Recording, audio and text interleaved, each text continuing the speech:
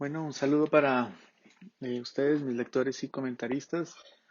Yo soy Álvaro Hernández y bueno, este es mi proyecto de investigación para el doctorado en antropología y le he querido poner el nombre de Resistir al límite, cambio y permanencia de una sociedad poliétnica en la Orinoquía colombiana. Tiene una periodización del 1950 a 2020. ¿Por qué nace este proyecto? El proyecto nace de una relación de base que tengo desde hace alrededor de 10 años con el resguardo La Pascua y que hacia los últimos años se consolidó a través de una solicitud que ellos me hacen a mí, ¿no? Esa solicitud se resume en estas frases que estoy compartiendo con ustedes. Les dicen, queremos que nos ayude a escribir la historia del resguardo, me dice el cabildo gobernador. Queremos que nos ayude a entender por qué es que somos así, quién es que somos nosotros, en palabras del capitán Luis Anduesa. Entonces, cuando recibo esta solicitud, pues decido incorporar los trabajos que yo he venido haciendo, la relación que tengo y convertir esto en un proyecto de investigación, ¿no? Entonces, ¿qué es lo que hago? Pues yo lo que busco abordar esta solicitud trazando la trayectoria de dos hitos. La fundación del resguardo de una misión católica, perdón, en principio, en la altillanura colombiana, que se da alrededor de 1962 propiamente la fundación, pero cuyo proceso inicia desde el año 50 más o menos. Y luego, a partir de esa misión, la creación de un resguardo indígena que se da en 1981 a través de la resolución del INCORA, ¿no? Entonces, mi problema de investigación trata del paso de la transformación de esta institución de la misión a la institución de resguardo. Para ello me propongo rastrear las diferentes transformaciones que esta sociedad tuvo en la complejidad del mundo, de un montón de distinciones que la configuraron, ¿no? Una distinción, un límite, por decirlo así, territorial, identitario, político, institucional, étnico, ¿sí? Y por eso quiero decir que quiero comprender la dinámica de cambio y de permanencia de esta sociedad, ¿sí? Desde sus orígenes. Resistir al límite es un título que me parece sugerente por varias razones, ¿no? Por un lado, porque el paisaje de la altillanura colombiana es un paisaje que aparentemente no tiene límite, ¿no? Eh, y por eso, de alguna manera, hablar de límites, por ejemplo, de una sociedad, de un grupo de sociedades que eran nómadas y seminómadas, cómo hablar de límites, por ejemplo, cómo hablar de territorio frente a ellos, ¿no?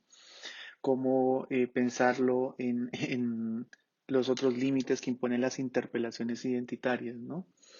Y en mi opinión, pues las sociedades que habitan la altillanura han resistido al límite en su doble acepción. Por una parte han resistido creativamente a la imposición de muchos límites, de innumerables límites, y han resistido hasta el límite, es decir, más allá de sus fuerzas permanentemente, ¿no? Por eso me propongo unos objetivos en este trabajo. Un objetivo general, pues quiero describir, comprender, analizar esos procesos de cambio y permanencia que históricamente vivieron los pobladores del resguardo de la Pascua en su transformación de misión a entidad territorial, a resguardo, ¿no? Y para eso pretendo reconstruir el proceso histórico de la fundación de la misión La Pascua y la configuración de esos límites internos y externos de la sociedad que confluyó en este proceso o los arreglos sociales que lograron. Quiero también describir y comprender los factores endógenos y exógenos que configuraron el cuerpo social y que procuraron la transformación de la misión al resguardo. Finalmente quiero describir y comprender la dinámica social actual del resguardo de la Pascua y cómo son sus interacciones internas y externas, ¿no? Eh, para ello, pues me he acercado a trabajos preliminares que han trabajado la Orinoquía colombiana, ¿no? Trabajos que tienen que ver con la geografía y la ecología. Para eso, pues, yo quise hacer un acercamiento al contexto general de la cuenca del Orinoco, de cómo son las interacciones, qué se ha sabido tanto los pueblos, pero la geografía, el clima, el ritmo, ¿no? Cuestiones que antiguamente son hipótesis y son preguntas que hoy en día, por ejemplo, ¿por qué el ecosistema de llanura? Porque eso es plano y sin árboles, mejor dicho, y sin selva. Y a qué se refiere eso, ¿no? En otros trabajos anteriores yo he indicado que este ecosistema de la altillanura en el Bichada reproduce en general el ecosistema toda la cuenca del Orinoco, ¿no? Uno conoce que el Orinoco de su margen hacia arriba es llanura y justo como un límite, una línea divisoria de su margen hacia abajo es selva.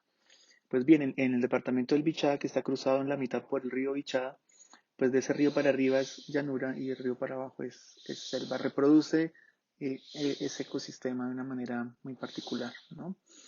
Claro, he tenido que acercarme a fuentes históricas. Para mí, Jane Rausch, la historiadora norteamericana, pues es una referencia en la historia, en la historiografía de los llanos.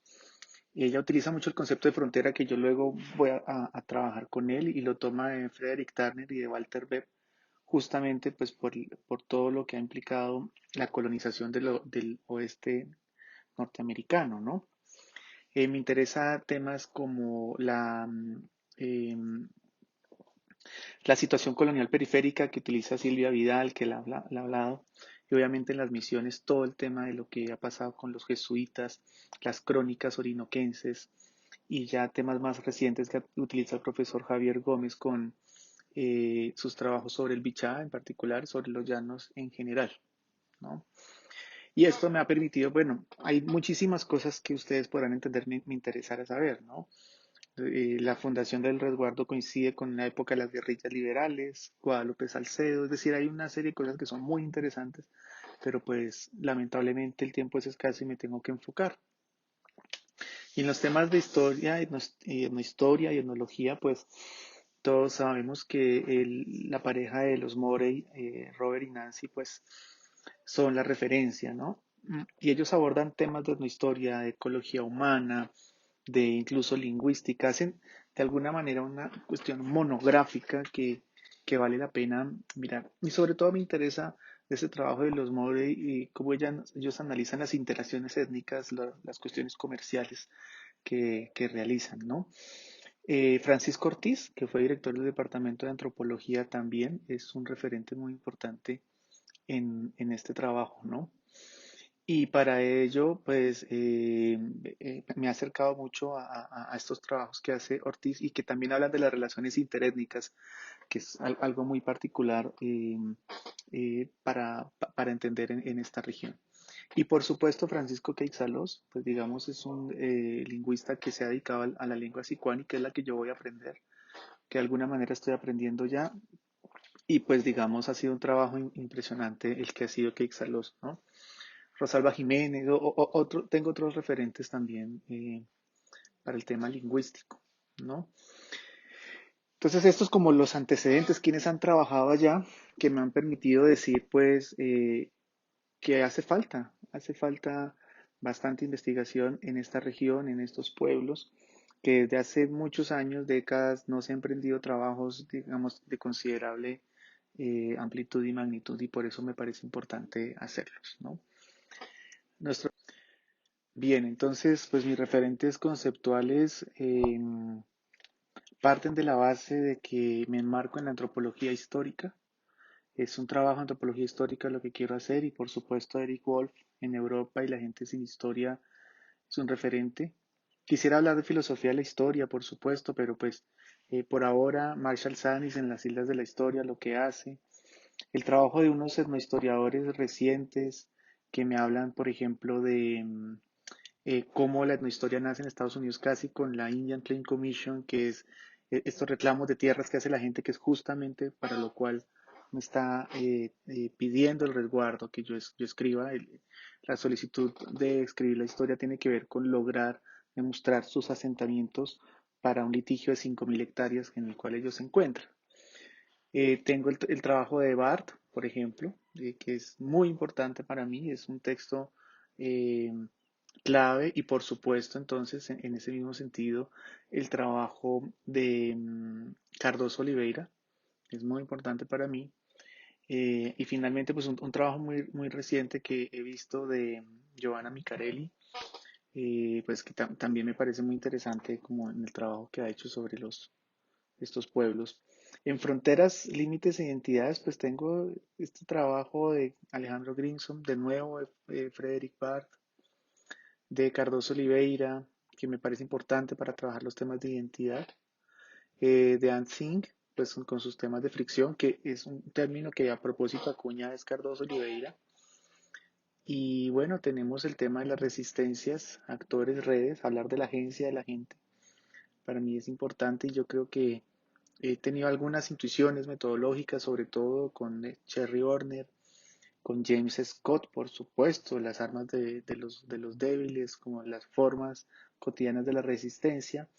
Y bueno, Bruno Latour, en general, con sus teorías sobre el actor red, me parece que me brindan, sobre todo, intuiciones metodológicas muy interesantes, ¿no?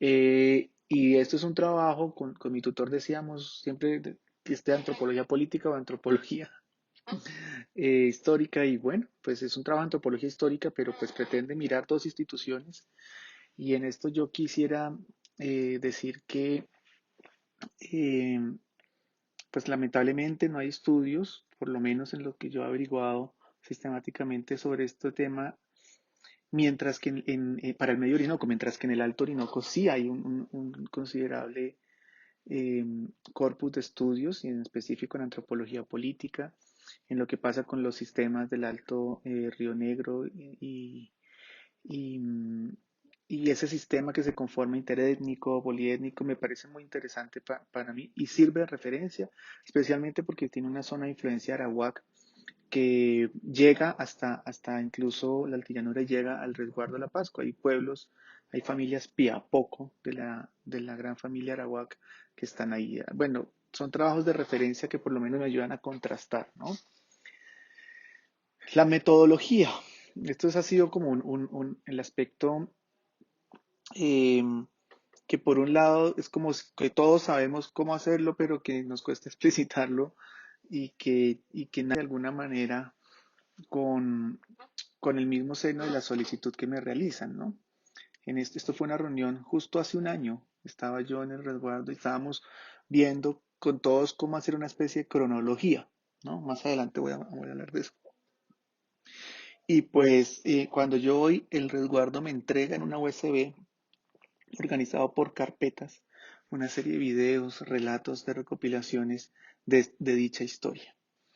Mi propósito es, a partir del próximo semestre, sentarme a analizar, a transcribir y en detalle esto, que es para mí pues casi una labor de edición que haría yo dentro de este trabajo que pretendo hacer, ¿no?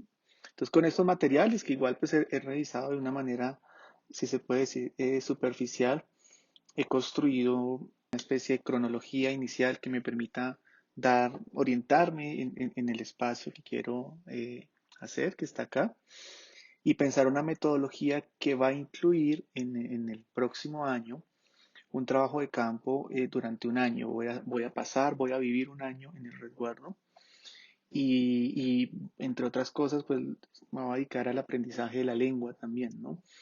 Empecé este año mis clases de Sicuani. Yo he colaborado con este pueblo en la elaboración de material didáctico para el aprendizaje del Sicuani desde un punto de vista, digamos, de orientación pedagógica, ¿no? No soy lingüista, me encantaría hacerlo, pero pienso conseguir algunas herramientas desde las vacaciones pasadas, tomé unas clases de lingüística y he empezado a trabajar ya un poco más sistemáticamente en el aprendizaje de esta lengua, ¿no?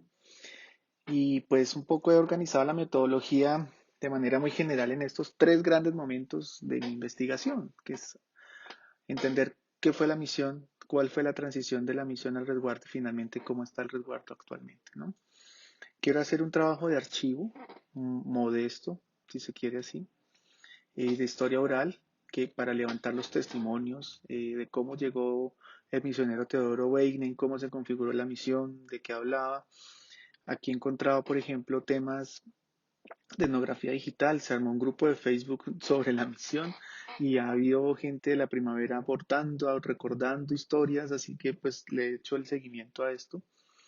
La transición, ¿no? Tengo que hacer etnografía, pues esto no se dedica a la antropología y el antropólogo, y a continuar con los temas de historia oral, que, pues que son de mi interés, ¿no?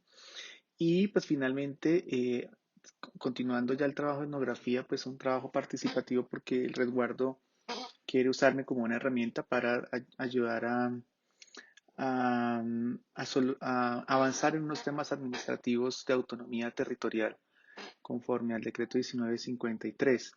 Entonces yo pues igual voy a vivir allá, pero también voy a participar, voy a actuar, voy a ser un agente pues que pretende ayudar en estos procesos que lleva el resguardo.